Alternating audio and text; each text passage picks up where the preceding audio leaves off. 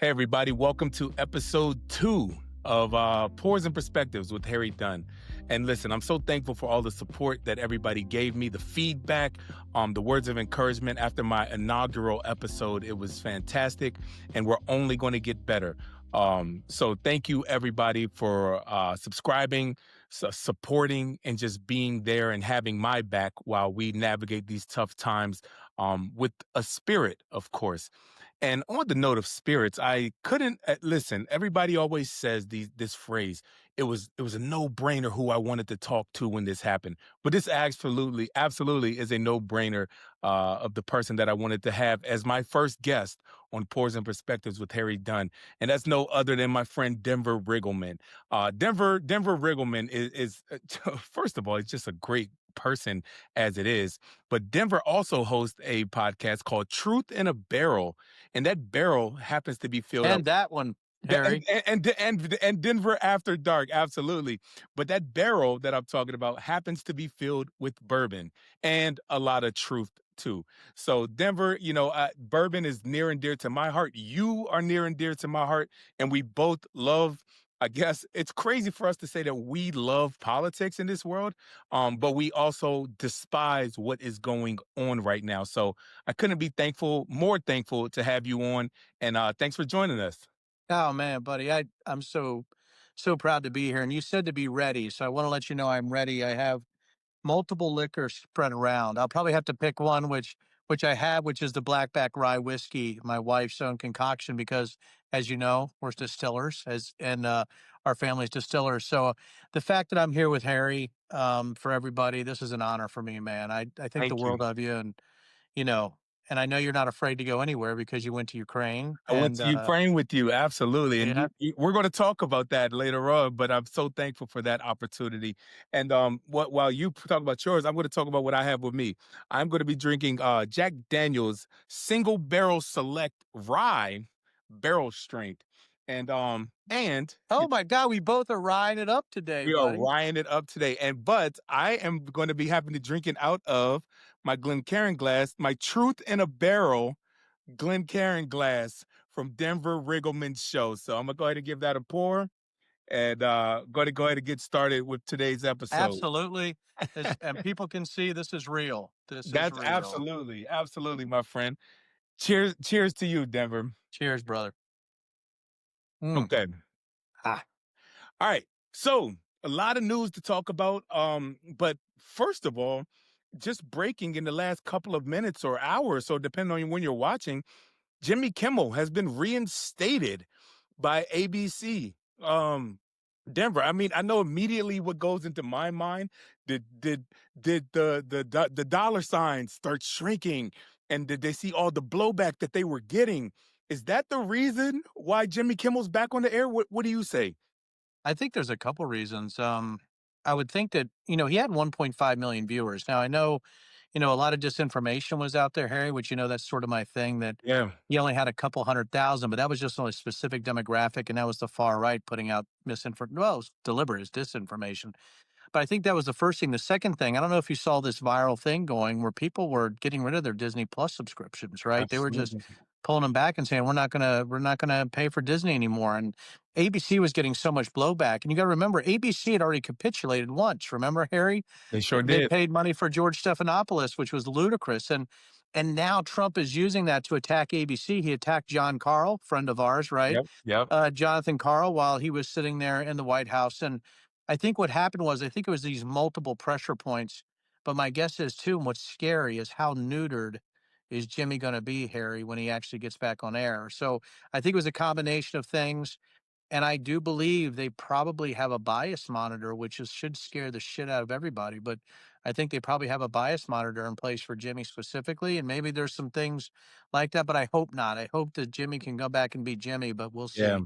I've had the We'll opportunity to meet Jimmy in person once, as well as watching him and all like the other comics, Colbert and Fallon. And if I know anything about Jimmy Kimmel, the person that I don't think he's going to be filtered. I feel I, like this only empowered him more to be out there because one, it's not just about ABC versus Trump. This is about a free speech. This is about people being able to exercise their criticisms against the government. Listen, as a Capitol Police officer, listen, I know firsthand people's First Amendment speech. They came up to the Capitol when you were there, before you were there, after you were there, to come up and express their frustrations with their elected officials.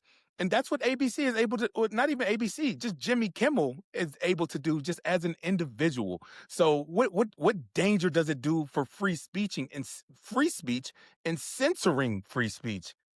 I think, you know who's really mad today, Harry? Brendan Carr. And I couldn't be happier, you know. I am You know, so happy that he's upset right now. I guess he's just like angrily painting his bathroom right now. Like, oh, but so I don't know. That was about the best I had. I had a lot worse things in my head, but that was the good one, Harry. So I apologize. No, we're good, Um, brother. yeah, it could be a lot worse. But I think it's chilling. And if you look at CBS, Harry, they sold what Paramount and CBS sold, and now they have a bias monitor, and they even paid $200 million for Barry Weiss's company, which is Yeah. ludicrous. And somebody who really has a tough time with facts and the truth. And I think what you're seeing right now, though, even with this, with Jimmy Kimmel coming back, I think that's a victory. But I wonder how Trump's going to react. I wonder how the FCC is going to react, and will they target their enemies like they said they were going to do with free speech? Me and you on your show here, we don't have to worry about the You don't have FCC. to worry about it, brother. I don't want to say F them, but F Yeah. them, right? Yeah. No, So we're going to speak truth and facts and things like that. If people don't like it, we don't care because we are who we are. But it's going to be interesting to see if Trump turns up the dial and Brendan Carr has a temper tantrum and they go after, somebody else. And I wonder what the downward effect of this will be. yeah, and that's something that we will be following because Donald Trump, he doesn't take things lightly. If he could appeal this to a court, he absolutely would. But we're definitely going to be following it because I don't believe we've seen the end of this. One, the attacks on our free speech, and also the attack on Jimmy Kimmel. So thank you for your perspective on that, Denver.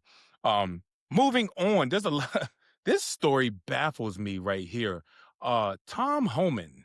Tom Homan he was investigated for accepting $50,000 in bribes from undercover FBI agents. And apparently, it's on video on September 20th, 2024, with hidden cameras recording at the scene of the meeting spot in Texas. Homan accepted $50,000 in bills, according to an internal summary of the case and sources. So think about the timing of this. That reporting is per MSNBC. And think about the timing of this. Obviously, this happened with Biden's FBI, right? In September 2024. So this investigation goes away. Carolyn Levitt pushed back, saying this is nothing. This is a deep state targeting Tom Homan. And they said they looked at it and Tom Homan did nothing wrong. Is this just more sweeping under the rug? Corruption meets corruption, and is why Tom Homan is so welcome inside Donald Trump's White House because he's a criminal himself? What do you make of this? Well, birds of a feather flock together, Harry. Um, but what's funny about Tom Homan? He never loses an opportunity to keep his mouth open and yap. But he's been strangely quiet about this, hasn't he? And Extremely. extremely quiet. Yeah. And I think part of it too, September of 24. I don't know if he had a government position at that time. So here's where I think they're going to try to split the hairs on this. I think they're going to say, well, he might have been promised a job from the Trump administration, which would be illegal. Yeah. He was taking bribes from undercover agents, but was he saying he was just a consultant? When you're talking about Tom Homan and his 50,000, I mean that pales in comparison Yeah. to people who gave to Trump's inauguration fund, like Meta, right? Like Brain Elon, drop in the bucket, right? as a drop in the bucket. But I mean, here's the problem. Here's why Trump might fire him. Are you ready for this? I think he's going to say, wait a minute. I have a criminal kid that can easily be bought off for only $50,000. What kind of Mm. I hire real criminals. This guy's not a real criminal. So I'm wondering, he's my little apparatchik, right? My little Russian apparatchik here. How dare he only accept 50,000? But I do think Tom Homan's silence is really noticeable because that guy is always yapping. So I think that's why there's something to it. I was wondering where you were going with that, why Trump might fire him. And that is absolutely spot on. Trump says, dude, you could have got 50 million and you're taking 50,000. What is 50,000 wrong with from you? You're not corrupt enough, Tom. you weak sauce. Sad state of affairs that we're living in right now. But and this is, I think, is the part of the bigger problem right now. The FBI or like Carolyn Levitt had came out and said on Monday that the investigation is done, and they said they don't see anything wrong, and they call this just the deep state as one of their favorite terms. This is the deep state trying to bring down a patriot. Is that the kind of the next 3+ years that we're looking at? Anything that makes them look bad, it just doesn't get investigated, and that's all the way from the DOJ to the FBI. Who has oversight now? I mean, yes, Congress, right? They can bring them in and yell at them, but is there anything that can be done when these people are committing crimes? No. You're law enforcement. Yeah, And I think there's something, even in military, right? You already had always had these separation of what you could do. Law enforcement, the same thing. You have your prosecutors, you have all that kind of stuff. There is no independent agency left because everybody that's in charge are sycophants, right? There's Trump puppets, Cash Patel at the FBI. I mean, this guy literally has no reason to be there. He's just an order follower. But if you look at Pam Bondi, same thing. But here's the thing: when you talk about deep state, buddy, they're all conspiracy theorists. I know me and you have had this discussion. Cash Patel and Bondi both thought the January 6th election was stolen. If you go up and down the line, every single person that Trump put in office is going to say that the election was stolen. They're going to believe in bizarre things. They're going to probably believe in alien abductions. They're going to believe in Bigfoot, right? They're going to believe in interdimensional beings, right? They're going to believe in some of the craziest stuff. And I think that's the issue we have is that they're always going to go back to conspiracy theories like the deep state in order to rationalize their criminal behavior. And if you're looking at this so far, the first 9 months, Harry, that's all we've seen is all this behavior on the edge. Trump benefiting with crypto, his son's making all kinds of money, payoffs, the Trump coin, meme coins. I yeah. mean, it's out of control, man. And it's to a point that the law only applies to me and you. It does not apply to them. And I think we're seeing that right now. Well, we saw that with a post that Donald Trump put out. A lot of people are saying that this post that he put out, if we could put it up on the screen right there, Donald Trump, this says Pam, and it looks like it's an email addressed to her or a direct message. But it got put out on Truth Social, Trump's platform, or Lie Social, as I like to call it, where he's saying we're not doing enough. These people indicted me. They impeached me for nothing. We need to get them. And he was asked about this. Well, excuse me, the press secretary was asked about this, and one of the reporters asked, "Is that not retribution?" And Carolyn Levitt responded, "No, it's justice." This is a scary path that they're going down and wanting to attack their political foes. And I think this all stems from the prosecutor in Virginia not wanting to indict Letitia James or Mrs. Cook. We're going down this. Well, we already are on our way down this road, Denver. And I mean, you working on the January 6th committee, me testifying against him. Do we really have to worry about retribution, or are there some safeguards that are protecting the truth?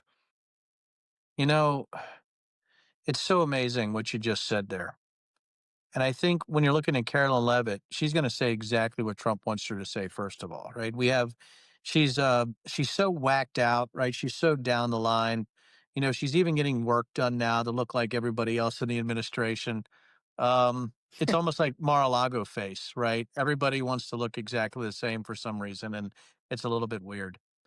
But when you talk about here in Virginia, you just mentioned that's Eric Siebert, right? The attorney that had to Yeah, resign, fired. yeah. But what people forget, Todd Gilbert, who I know, who was the other attorney here in Virginia, do you know he resigned also when Trump demanded that he change his personnel? So now we have two Virginia attorneys that have been let go by Trump because they wouldn't follow orders and orders that probably most likely are illegal. And the person that he wants to put in place, Halligan, she's simply Harry, I'm going to try to be nice about this. Be real. Be real. She is a mouth breathing hysterical conspiracy theorist that has no place in government and Mm. is dangerous to United States citizens and should be absolutely ostracized from any legal proceeding because she's a dimwit and a half brain that's just a sycophant of Donald Trump. But other than that, she's probably pretty good. Well, let me ask you something. I mean, Donald Trump is that's he that's pretty good. If that was the nice version of it, I would hate to see the bad version of it. But like you just said something. She's a half wit or dim witted, whatever. I can't quote you on that because I don't. It's stuck though. But if Donald Trump is going to get these people appointed, if those are the people that he wants, don't we kind of want incompetent people in courtrooms because the judge basically laughs them out the courtroom on these dumbass arguments that they're making? The problem, buddy, is yeah, I mean, the thing about incompetence, and I've said this before, is that stupidity is terminal. It's a disease you can't cure. Yeah. And if you look about the incompetence that we have right now, that incompetence and conspiracy theories got them reelected in Mhm. 2024. And if you think about J6, he had competent people telling him he was out of bounds, but he still went ahead and did it anyway. And now the people about him, they're executing things that are absolutely preposterous. Think about Bolton, right, Harry? Yeah. John Bolton. Yeah. The issue is that he's creating this environment of fear and intimidation, not just fear of Trump himself, but the amount of bills you're going to have to spend. Your financial well-being could be very much at risk if you have to spend all this money on attorneys to protect Just from so. this litigious society, this lawfare that the government is actually bringing upon us. So yes, there is something good to be said about stupid people in charge for a while. But if you're in a bar fight, Harry, and you're a big man, you might be able to take one or two, maybe three. Yeah. But if the stupid keep piling up before you know it, regardless of how smart you are and how great you are, 10 stupid idiots are going to take you in a bar fight. And Mm. that's what we have right now. We have the mob of the stupid. And I think, again, stupidity could be terminal, but it really is like a zombie army of the ignorant that's coming at us right now. Well said, my friend. The reason why I brought up the isn't that the type of people we want in court, as we saw Donald Trump's lawsuit versus the New York Times was immediately multi-billion-dollar lawsuit was dismissed almost instantly and said, "Hey, you guys need to file this again because you guys are insane." So so actually, Deborah, moving on, let's talk about January 6th. As you know, Mike Johnson has established, and this Congress has established a new January 6th committee to reinvestigate for the third time what happened on January 6th. And Hakeem Jeffries has said Republicans will regret the GOP led January 6th investigation as Democrats have agreed to participate. Denver, you, me, we know what happened on January 6th, just like all of America do. We watched it with our own eyes. You are a data person, so you knew a lot more than just what we saw with our eyes, but we saw it and it was bad, period. They can try to rewrite it all we want. The good thing about it is the internet is forever and everybody saw what happened. I always say this, Denver, I guarantee you, people remember the outfit, the shoes that they had on when they were watching what happened at the Capitol on January 6th. Please, what is Mike Johnson doing? He's following Trump's orders. He has to relitigate this because he has to pretend that he won in 2020 based on a conspiracy theory. So if you think about it, I don't know why they want to relitigate this, Harry. Let me just tell you why. If they subpoena me, that means that they have to go get the 5 million hard pages of call records we analyzed. They Mm, got to bring back up the Meadows text messages. Guess whose team had that? Well, that was me. Who uh, found the Jenny Thomas text messages? Oh, guess what? That would be Denver Riggleman's team. They're going to have a tough time. Also, when they go back and relitigate this, what are they going to do about the $787 million that Fox had to pay to Dominion? How about Newsmax having to pay out to Dominion and Smartmatic? The technical details of their lies are in there also. That can be brought into evidence. Now, if you're going to do a public trust investigation, you got to worry about data people like me, people like you, Harry, but the other legal precedents of what happened with the forensic buffoonery that was going on when they said that the election was stolen. We know it was a lie because the forensics on the other side proved it wasn't a lie. Now you can bring in Dominion. Now you can bring in Smartmatic. If the Republicans go down this road, and I know Barry Loudermilk, mhm. former Air Force cyber guy, I don't know if and I liked Barry. I liked him when I served with him. We were on the Financial Services Committee. I don't know if he got into a fight with a big jar of glue and sniffed it on accident, but the issue that you're going to have if you come after people that are smart in data is you're going to get it dragged across America. So here's what they're going to do. They're only going to specifically select certain people that they know are vague, and they won't go after the people like me because they're terrified of me. They're terrified. And that's the problem is that they're, and on the base of it all, Mike Johnson's a coward. January 6th was not a stolen election. It was a coup attempt by the administration that coordinated with the actual rally planners. We even know that the Oath Keepers were texting Andrew Giuliani. Mm. Right up to that. So we also know that the White House, through the switchboard, recall Remind our listeners who is Andrew Giuliani the son of Rudy Giuliani, and what was right? his role? His role was a staffer for the president of the United States. Absolutely. He So they worked had for direct Trump, communication access to the with White the House. president.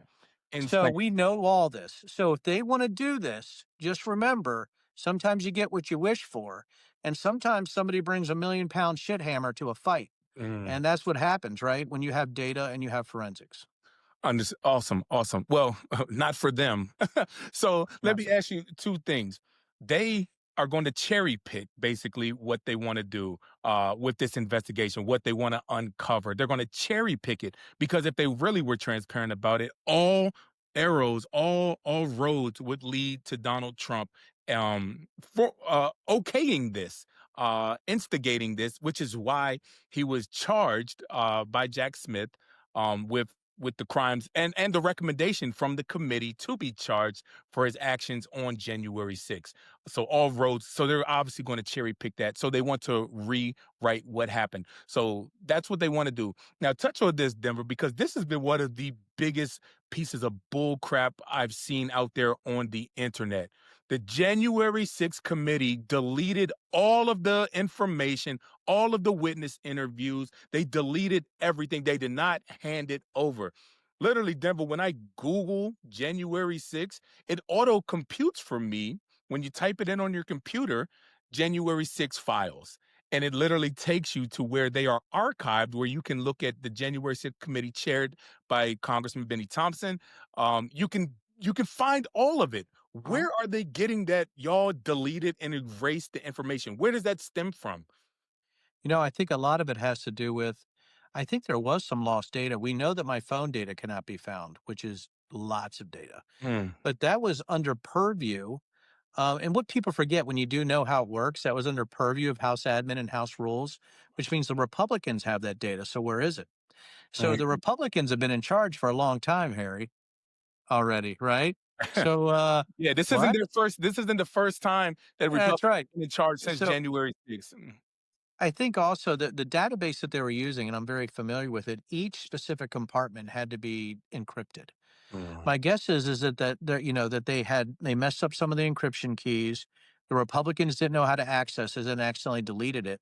My guess is it's the incompetence of the Republicans or the fact that the committee was dispersed so quickly that some data might have been lost in the dispersion. Mm. So my guess is it was probably both sides of the House, right? The Republicans and Democrats that were incompetent, that might have lost a little bit of the data, but most of the data it's been archived. And it's And not only that, you can go back and look at all of it. You can go look at every video, every single hearing that you've done, the J6 committee report. Oh, and there's a great book out there. Hold on the one brief, minute. the brief, Hold on for a second. Let me reach down here and slowly bring up the only book about the data on January 6th, The Breach, the New York brief. Times bestseller, right? That Congratulations, my actually is friend. the only book about January 6th out there. Yeah. It's it. Absolutely, and I'm the that's only one. the thing. Congratulations on that. It was a great book, and it detailed what happened. Nobody on the Republican side is writing what happened. They're No. still searching for how to shape the narrative to make them look like the victims that day, instead of the Americans and millions of people who voted for Joe Biden. Oh, and not to mention the Capitol Police, Metropolitan Police officers who were beaten and bloodied on that day. Um, Go ahead, relitigate it all you want. And I agree with soon to be Speaker Hakeem Jeffries that Republicans are going to regret this. Denver, thank you for this. But I got one more topic that I want to talk about I know personally is near and dear to you. Had the opportunity to go to Ukraine together. We were in Kiev for multiple days. We've endured air raid sirens together. We've got the opportunity to meet with soldiers and troops on the ground, the citizens of Ukraine. What's going on in Ukraine? What can you give us any updates? And what does the future look like, not just for Ukraine, but how does this war end anytime soon? You know, Harry, it's incredible, right? I got to go before also, as you know, and I've been down into Kherson and Mykolaiv. I've been in drone attacks. I've had a hell of a time over there. I think what you're seeing right now is, listen, Trump will never do anything against Putin. I think this war lasts another 2 years, maybe more. I still think that Ukraine might lose a little bit of land in the Crimea and the Donbass, but really, what I think is a lot more people are going to die. I Mm, think what we have a president who seems to be, I don't know, Harry. He seems to really be in love with a bare-chested horse rider like Putin, yeah. and I find it interesting that he goes down that route. And every time that he threatens something against Putin, he never comes through. That's why he's called Taco. Mhm. So I think that's the issue that you have is that Ukraine's in for it, and I think the EU and NATO has to step up. And with Putin being so bold to put drones going into Poland, when you have aircraft going into NATO airspace, I think he's telling people, right, that he's willing to do anything to win this, but it also shows weakness, Mhm. real weakness. And if the US would just fund Ukraine to where we Mhm. could push Russia all the way out. They're weak. And that's the thing. They are a paper tiger. And I think at some point, the EU is going to have to step up because I just don't see the US stepping up at all, which I think you're in for a long slog for Ukraine. One of the things that I was in awe about when I got the opportunity with you to tour some of the facilities over in Ukraine is just the amount of innovation that they have over there. I mean, after we left, Operation Spiderweb happened, and they talked about how they win this war. And since the U.S. obviously isn't funding them, we don't see that happening. They have to be smart, so they would use $5 million worth of drones to destroy $500 million of Russian drones. So it's incremental in how that they continue to survive, and not only survive, make advances and gain ground in this war that everybody said they would be done within the first few weeks or months of this war. And look at them. They are surviving, they're thriving. And you know what? When you talked about the bare chested horse riding guy, Donald Trump admires Vladimir Putin. He admires him. He wants to be just like him. So I find it interesting when Donald says that he let me down and this is stuff. Yeah, if that was anybody else, then you know what? They would be doing everything they can to hold them accountable. But Donald Trump admires him so much. So you say 2 more years, Denver. That's frightening to think At about. least. That's I was frightening. there during Operation Spiderweb. I stayed longer, and that's Yeah, why I yeah, got you in stayed. Odessa and Kherson, and right because the night of, right, I was in Mykolaiv, and that's when the air raid sirens hit, and it was awful. And then I went down to Odessa. And the footage I have there is incredible, Harry, the drone attack. Then in Kherson, I'm running out of Kherson, driving as fast as I can because drones were coming, everybody with their drone finders. So there was just a huge retribution type of thing going on with Putin there, revenge for the attack into Russia. But that's what I'm saying is that Ukraine's not going to quit, Russia's not going to quit, and the US is sitting on its hands right now. And I think with all that together, I think you have a prolonged war. Interesting. But one thing that I really took away from the people of Ukraine, I think it's something that we could use here in America, and that's the resilience of the Ukrainian people. I Amen. remember one time I was at one of the restaurants in town in Kiev, and the air raid sirens went off, and I'm looking around like, where is the bomb shelter?